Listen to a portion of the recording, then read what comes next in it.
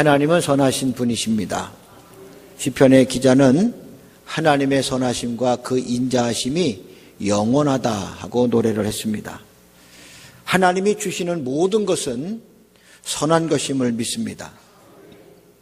고통도 하나님이 주신 거라면 선한 열매가 맺어질 것이고, 또 쓴맛도 단맛도 다 하나님이 주신 것이기에 선한 것이고, 신맛도 떫은 맛도 다 선한 하나님의 축복이 된다는 말씀입니다.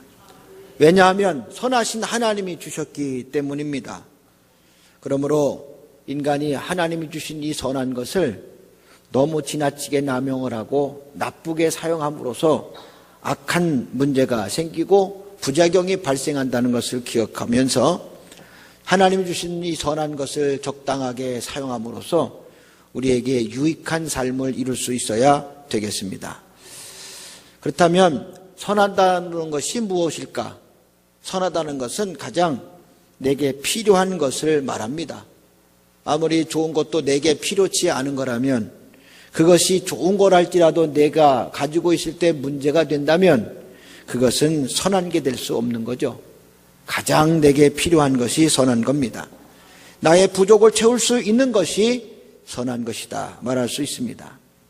인간에게는 상대적인 부족과 절대적인 부족감을 갖고 산다고 그래요. 상대적인 부족은 다른 사람하고 비교해 보니까 내가 없더라 이거죠. 그래서 내가 항상 빈곤하게 산다 그렇게 느끼는 겁니다. 사는 데는 지장은 없어요. 그런데 늘 부족하다고 느끼는 거예요. 왜? 저 사람은 있는데 내가 없거든요. 상대적 부족감은 우리 삶을 좀 불편하게 할 수 있고 우리 삶에 조금 어려움을 줄 수는 있을지 모르지만, 그러나 사는 데는 지장은 없습니다. 그런데 절대적인 부족, 빈곤이 있어요. 절대적 빈곤. 이건 없으면 안 되는 거죠. 꼭 있어야 되는 겁니다. 그게 뭘까요? 생명과 관련된 겁니다. 양식 꼭 있어야 되죠. 그거 없으면 안 됩니다. 우리가 날마다 마셔야 될 공기, 우리가 날마다 먹어야 될 물, 이런 것들은 다 생명과 직결되는 거라 이건 절대적으로 필요한 겁니다. 이게 부족하면 우리는 죽음에 이르게 된다는 거죠. 그런데 감사하게도 하나님은 절대적 빈곤을 느끼지 않도록 누르고 흔들어 채워주신 줄로 믿습니다. 이 땅에 양식이 얼마나 풍성하게 주셨습니까? 물 얼마나 많이 주셨어요. 또 공기 어디 가든 어디에서든지 우리가 마실 수가 있어요. 한국에서만 마시는 게 아니고 미국에 가서도 마실 수 있고, 저 어느 나라 가시든지 자연스럽게 돈 안 내고 공짜로 다 마실 수 있어요. 풍성하게 주신 거죠. 생명에 필요한 것 하나님이 부족하지 않게 채워주신 줄로 믿습니다. 그런데 문제는 이 물이 없어서, 먹을 게 없어서, 마실 공기가 없어서 우리가 부족함을 느끼는 게 아니라 상대적으로 부족함을 느끼며 살기 때문에 불평이 나오고, 왜 나는 없을까? 저 사람은 있는데 왜 나는 없을까? 이것 때문에 불평이 나오고 원망이 나오죠. 이 상대적 빈곤감은 어떻게 극복해야 되나? 이거는 자족하는 마음으로 극복해야 됩니다. 오늘 내게 주신 이거 하나만으로도 내가 만족할 수 있는 스스로의 만족감을 늘 느끼며 살지 않으면 상대적 빈곤은 극복하기가 어렵습니다. 사도 바울은 디모데에게 이런 말을 했죠. 경건에 유익한 것이 뭐냐? 자족하는 마음이다. 경건 생활에 중요한 것은 자족하는 마음이다, 그런 얘기죠. 믿음 생활하는 사람은 다 경건하게 사는 사람들이요. 경건이라고 하는 것은 하나님을 늘 가까이 하는 삶이고, 주님을 내 안에 모시고 사는 삶이고, 영적 생활과 깊이 관계 있는 게 경건한 삶을 말하는 겁니다. 이렇게 경건생활, 영적생활, 하나님을 모시고 사는 사람에게 있어서 오늘 우리 삶의 부족함은 항상 자족함으로 극복하고 불평, 원망 대신에 감사함으로 살아가는 이유를 갖게 되는 겁니다. 오늘 내게 주신 이것을 하나만으로도 내가 만족하며 살 수 있는 것, 이게 바로 경건생활에 유익하다고 했습니다. 믿음의 생활을 하는 성도에게 이 자족하는 마음은 너무나 중요한 마음이기에, 사랑하는 성도 여러분, 자족하는 마음을 가지고 오늘 내 모습 이대로 만족하며 살아갈 수 있기를 주님의 이름으로 간절히 축원합니다. 그렇다면 우리는 이 땅에 살면서 다윗의 고백처럼 부족함이 없으리로다, 그렇게 고백하며 살 수 있는 성숙한 성도가 되는 겁니다. 오늘 하나님이 베풀어 주신 은혜 가운데 저는 오늘 말씀 속에서 깨달은 게 하나 있어요. 잊어버리는 것도 하나님의 우리에게 베풀어 주신 은혜구나.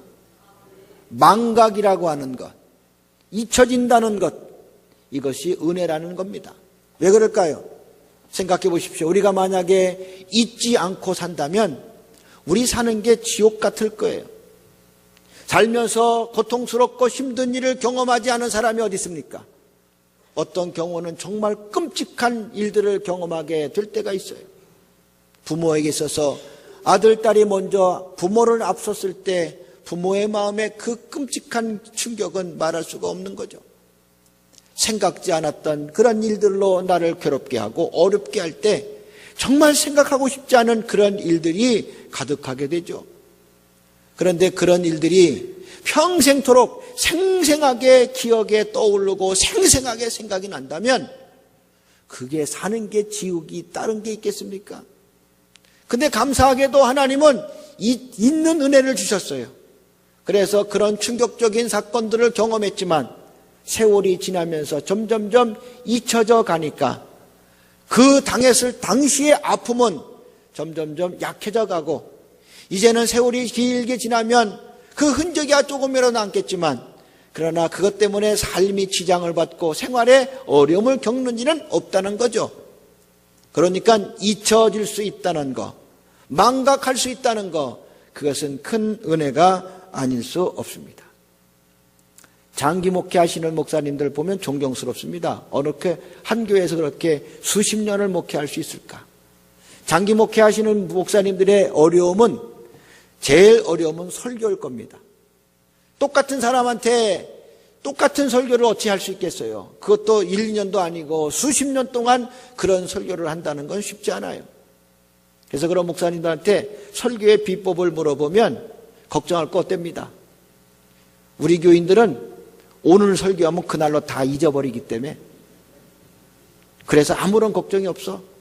30년을 설교해도 다 괜찮아. 그런 얘기를 해요. 전 그때 그 소리 들으면서 성도들이 설교를 듣고 잊어버리는 것도 은혜구나. 여러분, 오늘 설교 듣고 싹 잊어버리시기 바래요. 그래야 언젠가 내가 또 해도 새롭게 들려지니까. 근데 어떤 분은요, 설교를 성경책에다 적는 분이 있어. 그건 진짜 서서 목사한테는 정말 충격적인 일이 아닐 수 없어요. 그거 적어서 뭐 하려고, 보지도 않을 거면서. 어느 날 그 본문을 딱 떠들펴 봤을 때 그럴 거 아닙니까? 이건 몇 년, 몇 월, 며칠 날 설교한 거 또 하네? 그러면 그날부터 했던 설교 또 하는 줄 알고 설교의 은혜가 안 되는 거예요. 성경에 제발 설교 적는 일이 없기를 바라고 주부에다가 기록하는 일이 없기를 바랍니다. 잊어버린다는 거 얼마나 큰 은혜인 줄 몰라요. 하나님이 우리에게는 망각할 수 있는 그러한 능력을 주신 것은 오늘 이 땅에 사는 삶을 평안하게, 어려움 중에도 고통 중에도 평안하게 살 수 있는 그러한 은혜를 베풀어 주셨으니 이렇게 잊고 산다는 것은 하나님의 축복입니다. 하나님도 잘 잊고 사시는 분 같아. 우리에게 그런 얘기 하시죠. 지나간 거 다 잊어버리라고. 이전 것은 지나갔으니 새 것이 되었다고. 생각하지 말라 하는 얘기입니다. 기억하지 말라는 얘기입니다. 이전 것, 옛날 것 생각하고 기억하는 사람 되지 말고 이제 새 것이 되었으니 새 것을 향해서, 미래를 향해서 나가라는 거예요. 잊어버리라는 거예요. 하나님도 이렇게 있는 것을 잘하고 계시는 분 같아요. 사랑하는 귀한 성도들, 있는 은혜로 살아가는 것이 얼마나 큰 축복인 줄로 깨닫고, 아직도 내 안에 미워하는 사람이 있거든 빨리 잊어버려 주셔야 합니다.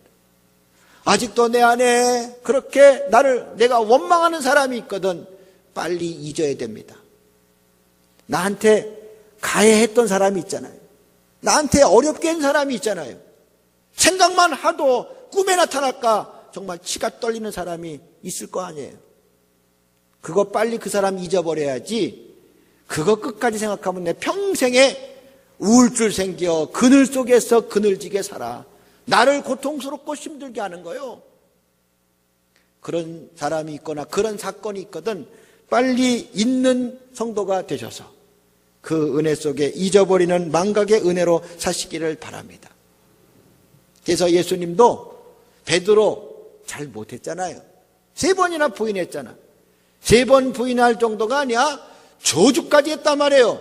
맹세하며 저주하며 나는 그를 모른다고 했어요. 어떻게 그럴 수가 있을까? 그런데 부활하신 이후에 예수님이 제자 베드로를 만났잖아요. 만나시고 예수님이 베드로가 나한테 부인하며 맹세하며 저주했다는 소리 그런 거 다 아셨을 텐데도 불구하고 예수님은 싹 잊어버리신 것 같아. 마치 그런 일이 없었던 양 베드로에게 말씀하시는 거요. 내 어린 양을 먹이고 내 양을 치고 내 양을 먹이라. 여러분, 내가 나를 저주하고 미워했던 그 사람에게 내 가장 소중한 것을 맡길 수 있을까요? 맡길 수 없어요. 내가 잊어버렸다면 맡길 수 있지만 잊지 않고서야 어찌 그걸 맡길 수 있습니까? 목자이신 주님에게 양은요 얼마나 소중한지 몰라요. 그런데도 나를 저주하고 부인했던 베드로에게 예수님은 내 어린 양을 먹이고 내 양을 치고 내 양을 먹이라고 목자에게 가장 소중한 양떼를 나를 저주한 베드로에게 맡기셨다는 건 주님이 잊지 않고서야 어찌 그랬을까? 주님도 이렇게 있는 것을 좋아하시는 분이다 하는 것을 깨닫습니다. 망각의 은혜로 사셔야 내 삶이 행복합니다. 여러분, 치매 걸리신 분들은 치매 걸리신 분들을 바라보는 사람이 불행한 거지, 치매 걸리신 분 당사자는요 그걸 모르기 때문에 싹 잊어버리기 때문에 늘 사는 게 행복한 거예요. 그렇다고 치매 걸리라는 얘기는 절대 아닙니다. 오해하고 듣지 않기를 바랍니다. 잊어버린다는 거, 지난날에 속상하고 괴로웠던 모든 일을 싹 잊고 산다는 거, 그게 얼마나 내게 은혜의 삶일까. 그래서 하나님이 망각하게 하시는 은혜 속에서 우리를 축복하신다는 겁니다. 그런데 이렇게 잊고 사는 게 우리에게 은혜지만 문제는 잊지 말아야 될 것을 잊고 사는 게 문제인 겁니다. 하나님의 베풀어 주신 그런 은혜 가운데 망각의 은혜가 있지만, 그래서 다 잊고 사는 건 당연한 거지만, 그런데 문제는 뭡니까? 잊어서는 안 될 것까지 다 잊어버리고 사는 게 문제라는 겁니다. 누군가 내게 은혜를 베풀었어. 내게 은혜를 베푼 사람은 잊지 말아야 돼요. 내가 누군가의 도움을 받았어요.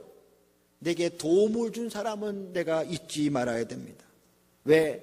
나도 기억했다가 그에게 받은 사랑을 보답해야 되기 때문에 그런 거죠. 이런 일이 없는 사회가 삭막한 사회고, 이런 일이 없으니까 오늘 우리 사회가 이렇게 비정하다고 말합니다. 배은망덕, 받은 은혜를 잊고 배신하면서 살아가는 사람, 이런 사람 짐승만도 못한 사람이라고 그렇게 우리가 흔히 말합니다. 어떤 사람이 흔히 배은망덕의 사람이라고 말할까? 은혜 받았는데 은혜를 갚지 못하고 대드는 사람. 부모의 은혜는 말할 수 없어요. 근데 부모에게 그렇게 은혜를 받고 오늘 내가 이렇게 살았는데 다 자라고 나니까 부모의 은혜를 잊어버리고 이제는 그 부모가 병들고 약하고 나한테 짐된다고 부모를 내다버리거나 부모를 무시하는 그런 일들이 우리 자녀들 속에서, 우리 주변 속에서 그런 일이 있어요. 여러분, 어떤 일이 있어도 부모의 은혜는 잊어서는 안 됩니다. 오늘 치매 걸린 내 부모가 있을지라도, 그래서 치매 환자이니까 그에게 막대할 수 있어요. 밥 먹으라면 먹고 자라면 자고 시키는 대로 할 수밖에 없잖아요. 그런 노인들, 그렇게 나이 드신 분들, 그런 병원에 들어가 치매로 살며 살아가는 그런 불행한 그런 분들의 삶을 보면, 여러분, 그 사람, 그분이 태어날 때부터 치매였습니까? 아니에요. 그분도 어릴 적에 부모에게 사랑을 받고 그리고 성장을 했고요. 소녀 시절에는요 꿈도 많았어요. 그리고요, 좋은 남자 만나서 행복하게 살았어요. 그리고 아들, 딸 낳고 기쁘게 살았어요. 돈 벌면서 재미있게 살았어요. 그리고 인생은 그렇게 똑같이 우리와 같이 살다가 어느 날 갑자기 그런 질병이 들어와서 그가 그렇게 치매 환자가 돼서 병원에 들어가니 병원에 그를 돌보는 사람들이 그를 치매 환자 되고 대접하는 거 아닙니까? 먹여주는 대로 먹어야 하고 차려는 대로 차려야 되고 똥 싸고 오줌 싸는 대로 쳐야 되고. 그런데 그분도 옛날에는 그렇지 않았단 말이죠. 그런데 그렇다고 막 그를 우습게 대할 수 있습니까? 우리 부모가 그렇게 치매 걸렸다고 우습게 대할 수 있습니까? 아닙니다. 어떻든 부모는 부모이기에 끝까지 그분을 잘 공경해 드리는 것, 부모의 은혜를 잊지 않는다면 할 수 있는 겁니다. 이거는 절대 잊어서는 안 되는 일인 줄로 믿으시기 바라고 잊지 않고 살아가시기를 간절히 바랍니다. 그런데 사람들은 이 받은 은혜를 잊어버리기가 쉽습니다. 그런데 대신에 받은 아픔과 상처는 오래오래 기억을 합니다. 이것이 문제를 낳고 관계를 끊어놓고 있는 거죠. 이 못된 죄의 근성들이 끊어지지 않으면 우리의 삶은 정말 삭막할 수밖에 없습니다. 우리는 하나님께 받은 은혜가 있다는 사실을 꼭 기억해야겠습니다. 하나님이 우리에게 베풀어 준 은혜를 생각해 보십시오. 한마디로 말하면 지금 내 모습 이대로는 하나님의 은혜로 된 거예요. 가진 게 있나 배운 게 있나 정말 아무것도 가지고 온 거 없이 이 세상에 왔으나 우리가 이 땅에 살면서 부족함 없이 살 수 있다는 거 하나님의 은혜입니다. 빈털터리 인생들 그러나 하나님이 때를 따라 채워주셔서 여기까지 올 수 있었던 거 하나님의 은혜입니다. 이 하나님의 은혜를 망각하는 순간 우리는 비정한 사람이 되며 이 땅에 정말 짐승맞지 못한 인간이 되는 겁니다. 하나님이 우리에게 원하는 게 있다면 뭐가 있을까? 뭐가 있겠어요? 가진 게 있어서 뭘 원하는 게 있겠습니까? 우리가 내놓을 게 있어서 뭐 하나님이 원할 게 있겠습니까?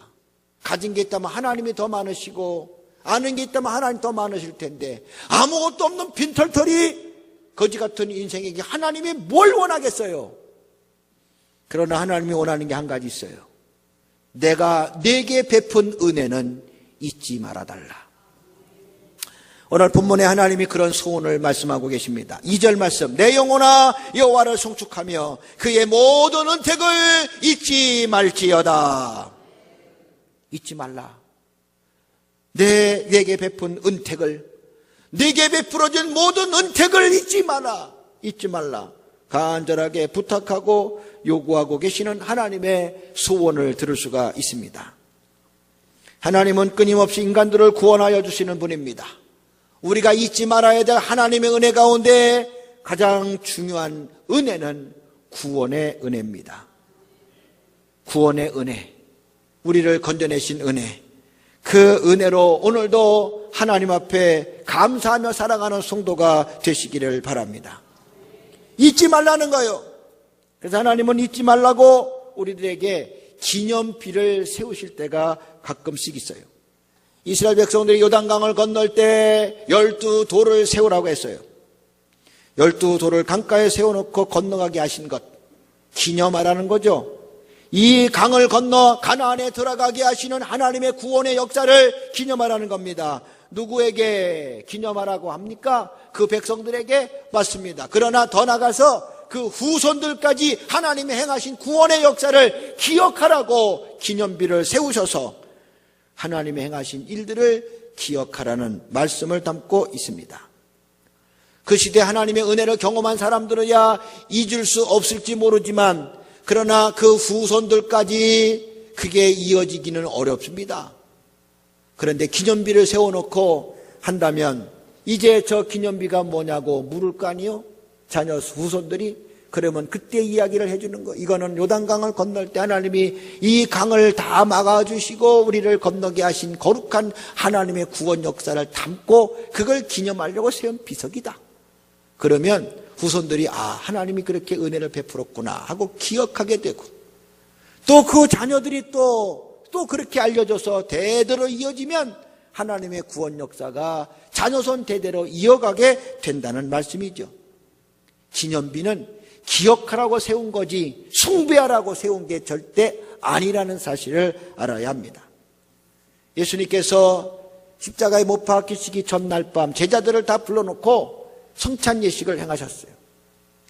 포도주 한 잔씩 따라주고 빵을 찢어서 나눠주시면서 하셨던 말씀, 이것은 내가 너희를 위해서 찢는 내 살이요 너희를 위해서 나눠주는 피 흘리는 나의 피다.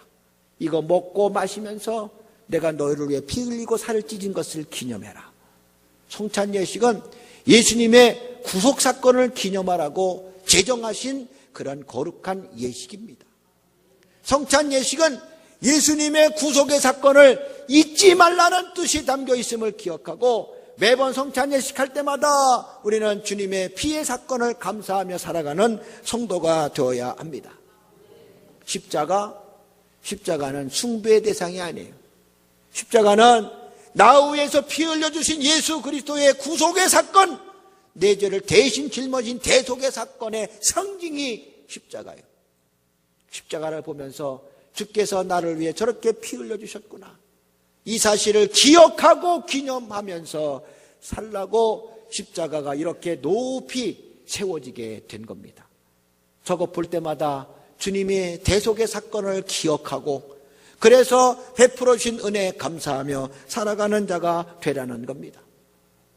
사랑하는 귀한 성도 여러분, 하나님이 베풀어 주신 어마어마한 사건, 나를 이 땅에 보내셔서 죄 가운데 살던 나를 영원한 생명의 자리로 이끌어 주시기 위해 구원하신 구원의 역사, 이를 통해서 하나님의 아들을 내놓으시고 그리고 성령을 보내주신 하나님의 거룩하신 구원의 행동을 기억하며 살아가는 성도가 되심으로 항상 찬송이 가득하고 감사가 넘쳐야 될 줄로 믿습니다. 늘 기억해야 될 하나님의 구원의 행동 잊지 않고 기억하는 성도가 되시기를 주님의 이름으로 간절히 축원합니다. 자, 그렇다면 하나님이 베풀어 주신 은혜 가운데 우리가 잊지 말아야 될 것을 오늘 본문의 시편 기자가 몇 가지 말하고 있어요. 3절에 보니까 3절 말씀, 그가 내 모든 죄악을 사하시며 내 모든 병을 고치시며, 죄악을 사해 주신 것, 그거 기억하면서 살아가시기를 바랍니다. 또 병을 고쳐주신 거, 병 고칠 때마다 아이고 어느 병원의 의사가 용해, 그 의사한테 가면 다 고쳐줘, 그런 얘기하지 마시고, 어떤 약을 먹었더니 아주 잘 들어, 그 약을 먹으니까 내 병이 고쳐졌다, 그런 얘기하지 마시고, 병 고치는 거는 하나님이십니다. 의사가 하는 게 아니고 약이 하는 게 아니라 하나님이 고쳐주시는 것임을 믿고 오늘도 고쳐주신 은혜 감사하시기 바라며, 큰 병이든 작은 병이든 고쳐지는 것은 하나님의 은혜 속에 이루어지는 것이니 하나님의 은혜를 생각하면서 오늘도 우리가 베풀어 주신 그 은혜 잊지 않고 사시기를 주의 이름으로 간절히 축원합니다. 5절 말씀 보니까 좋은 것으로 내 소원을 만족하게 하사 내 청춘을 독수리같이 새롭게 하시는도다. 좋은 것으로 내 소원을 만족하게 해주신다는 거예요.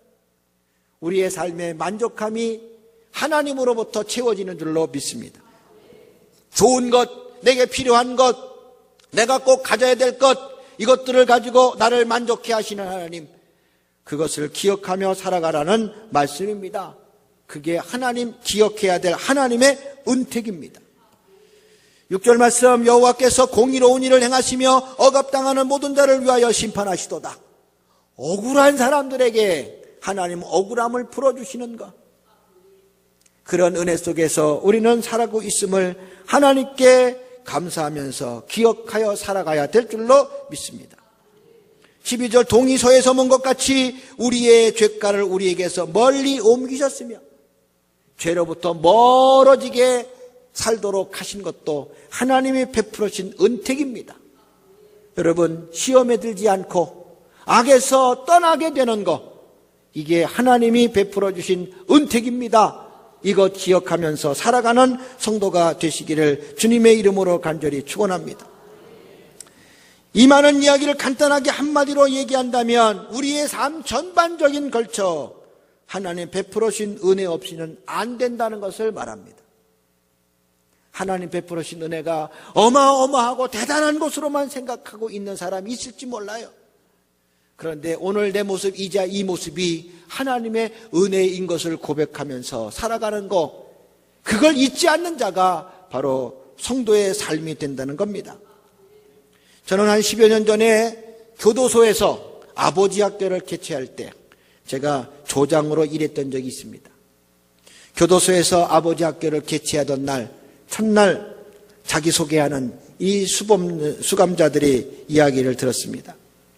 그들이 다 한순간 잘못해서 여기에 끌려왔다고 자기 자신을 반성하는 사람들도 많았어요. 제가 물었어요. 소원이 뭐냐고. 그랬더니 그들의 소원은 빨리 나가서 가족들과 함께 있는 것이 소원이라고. 그들의 간절한 소원은 무슨 굉장한 부자라 되는 것도 아니고 인기가 많아서 사회적으로 유명인사가 되는 것도 아니고, 그들의 소원은 그냥 가족들과 함께 사는 게 간절한 소원이다 하는 얘기입니다. 그렇다면 여러분은 지금 가족들과 살고 계십니까? 그러면 지금 우리는 벌써 간절한 그들의 소원을 이루고 살고 있으니 하나님께서 베풀어 주신 은혜임을 잊지 말고 기억하면서 지금 남편과 아내와 자녀들과 함께 사는 그 자체가 감사의 이유가 될 수 있어야 되겠습니다.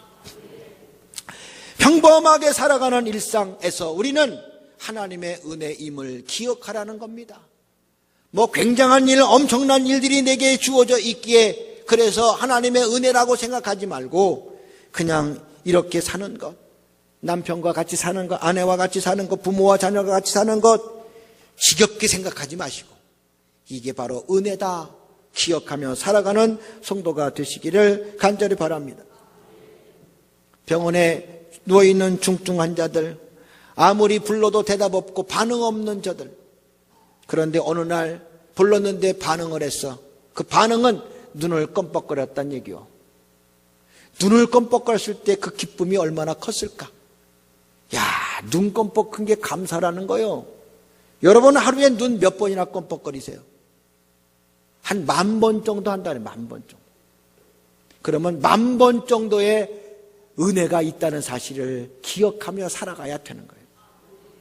눈 껌뻑거리지 못해서 지금도 초조하게 하고 불안하게 하는 사람이 얼마나 많은데, 근데 껌뻑껌뻑하며 산다는 거, 이게 또한 하나님의 은혜구나. 요것을 기억할 수 있는 성도가 되어야 된다는 말씀입니다. 내가 섬길 수 있는 교회가 있고 충성할 수 있는 일이 있다는 것도 이게 감사고, 내가 오늘 이렇게 자유스럽게 예배를 드릴 수 있는 이것도 하나님 은혜인 줄로 깨닫고 기억하며 살아야 됩니다. 가끔씩 북한의 지하 교회의 이야기를 들어보면 너무나 처절한 얘기를 들어봐요. 신앙의 자유가 없으니 성경을 제대로 읽을 수 있나, 설교를 제대로 들을 수 있나, 예배를 제대로 드릴 수 있나, 아무것도 못하는 저들, 그들에게는 한번 예배만큼이라도 한번 마음껏 드렸으면 좋겠다. 한번 성경이라도 어디서든지 펼쳐놓고 읽었으면 좋겠다. 그들에게는 그것이 간절한 소망이야. 그런데 오늘 우리는 그들의 소망이 얼마나 우리 일상 속에서 자연스러운 일입니까?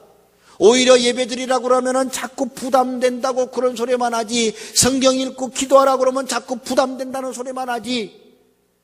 그런데 진짜 믿음 생활에 억압받고 있는 그들에게 오늘 내 삶이 얼마나 큰 은혜입니까? 이게 은혜인 줄로 기억하며 살아가는 사람에게 하나님께 찬송이 되고 감사가 넘치는 거예요. 금요일마다 나와 부르짖어 기도할 수 있는 거, 새벽마다 경건의 삶을 살아갈 수 있는 거, 그리고 시간 하나님께 엎드릴 수 있는 거, 때를 따라 말씀을 읽으면서 은혜 받을 수 있는 거, 그리고 아무 때나 언제든지 우리는 말씀을 들을 수 있잖아요. 이제는 인터넷도 발달돼서 어느 순간이든지 어디에서든지 관계없이 말씀을 들을 수 있다는 거, 이것 자체가 은혜인데도 불구하고 이게 은혜인 줄 모르고 잊고 살아가는 성도들이 있다면 잊지 말고 기억하시기 바라고, 그래서 오늘 내 삶 이 모습 이대로가 하나님의 은택이구나 기억하고 살아가는 성도가 되시기를 주의 이름으로 간절히 축원합니다. 그런데 이런 은택을 잊고 살다 보니까 내게 남은 것은 뭐만 있어요? 남과 비교하며 없는 거에 불평과 원망.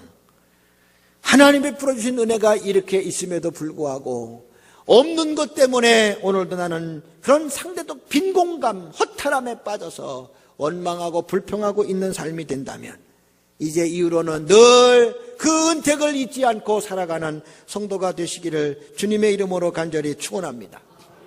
그렇다면 이렇게 은택을 잊지 않고 살아가는 사람에게는 내가 그 은택을 잊지 않고 산다는 증거가 내게 있어야 됩니다. 그 증거가 바로 하나님께 감사하고 찬송하는 겁니다. 1절 말씀, 내 영혼아 여호와를 송축하라. 내 속에 있는 것들아 다 그의 거룩한 이름을 송축하라. 하나님께 감사하고 찬송하고 노래하는 것이 그 은택을 잊지 않고 살아가는 성도의 모습임을 말씀하고 있습니다. 하나님께 감사하고 찬송하는 것, 이 은혜를 잊지 않는 자만이 할 수 있는 삶의 고백입니다. 14절 말씀 보겠습니다. 하나님은 우리의 체질을 아시며 우리가 단지 먼지뿐임을 기억하심이로다. 우리가 먼지라고 하는 것을 하나님은 아셔요. 하나님이 사람을 만들 때 흙으로 몸을 빚으시고 그 코에 생기를 불어넣으셨더니 산령이 되었다고 했었는데, 그 흙이라는 말이 우리가 생각하는 대로 이 땅의 흙덩어리로 생각하는데, 그 흙이라는 말의 원어는 먼지란 뜻이에요. 먼지. 먼지, 눈에도 보이지 않는 작은 그 먼지를 가지고 하나님이 사람의 몸뚱아리를 만드신 거예요. 그러니까 사람은 결국 혼이 빠져나가고 영이 빠져나가면 그냥 한 줌의 채 휙 날리면은 먼지로 끝날 수밖에 없는 존재가 된다는 게 바로 그런 의미죠. 여러분, 하나님이 먼지 같은 인생에게 뭘 바라겠어요? 먼지밖에 없는 사람에게 뭘 바라겠어요? 내놓을 거 먼지밖에 없는데.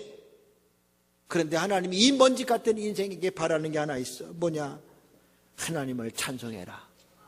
그 은택을 잊지 말고 찬송하고 송축하고 노래해라.